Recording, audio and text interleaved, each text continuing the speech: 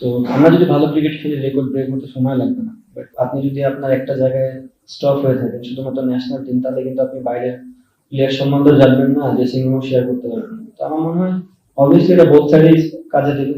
তারাও যেমন আমাদের স্ট্রং পয়েন্ট উইক পয়েন্ট জানে, আমরাও তাদের সাথে খেলি, আমরাও স্ট্রং পয়েন্ট উইক পয়েন্ট জানি। তো আমার মনে হয় না খুব একটা সমস্যা হবে, বাট ইকুয়ালি এটা খুব ভালো সাইড। এটা এখন আমাদের হাতে বেস্ট এই মুহূর্তে। অবভিয়াসলি বাংলাদেশে অনেক ভালো ভালো প্লেয়ার আছে যারা এখনো বাইরে ডোমেস্টিক খেলতেছে। তো যদি প্রয়োজন পড়ে অবশ্যই এই টিমে তারা আসতে পারবে। বান্ডেল থাকলে প্রতি সেনমানিতে টাকা বাঁচবে। বিকাশ সেনমানি বান্ডেল কিনে জিতুন প্রতি লেনদেনে। অনেক প্লেয়ার তো নাম বলতে একটু ভুলে দিলাম। আমি আগেও বললাম যে আমাদের বেস্ট ক্রিকেটটা খেলতে হবে। হ্যাঁ, সবকিছু তৈরি হয় হিস্ট্রি হওয়ার জন্য, বাট রেকর্ড কিন্তু ব্রেকও হয়।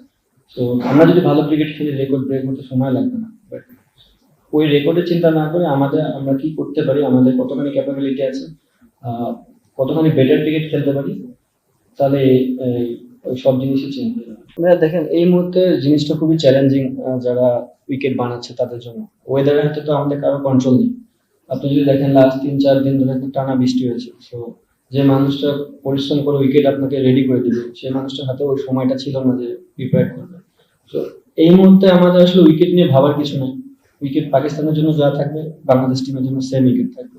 সো আমরা কতটা উইকেটটাকে রিড করে বেটার ক্রিকেট খেলতে পারি, এটা হচ্ছে বড় জিনিস।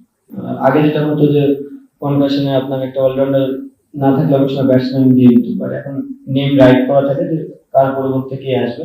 তো আমার মনে হয় এটা একটা প্লাস পয়েন্ট যে বোথ সাইড, এটা এমন না যে শুধু বাংলাদেশ টিমের জন্য বেনিফিট হবে, এটা পাকিস্তানের টিমের জন্য আছে। না, আমি আগেও বলেছি যে এই সিরিজটা তো একটা ইজি হবে না। আপনার প্রশ্নের সাথে সাথে বলি যে তাদের নিশ্চয়ই বলার আছে এবং তারা ক্যাপেবল ভালো বল করার জন্য। আমাদের চ্যালেঞ্জ তো থাকবেই।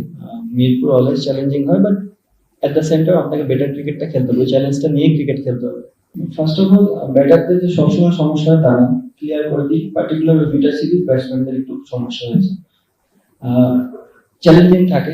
এখানে স্পিনাররা স্পিন বল করে, ব্যাটসম্যানরাও রান করে না তা না, আপনি রানও হয় এবং পেস বোলারও হেল্প পায়। সো স্পোর্টিং উইকেট এটা, এবং সেম জিনিস যে বোথ সাইডের জন্য জিনিসটা ইকুয়াল থাকবে, এমন না যে আমরাই শুধু অ্যাডভান্টেজ পাবো। তাদেরও পেস বোলিং আছে, তাদেরও স্পিনার আছে এবং তাদেরও ব্যাটসম্যান আছে। ভালো ক্রিকেট খেলতে হবে, এটাই আমাদের পারফর্ম করতে পারতেছি না, একটা জায়গা আছে যে না কন্টিনিউ পারফর্ম করাটা, ওটা আমি সবসময় চেষ্টা করতেছি। বাট প্র্যাকটিসে কখনো কমতি ছিল না এবং ভবিষ্যতেও থাকবে।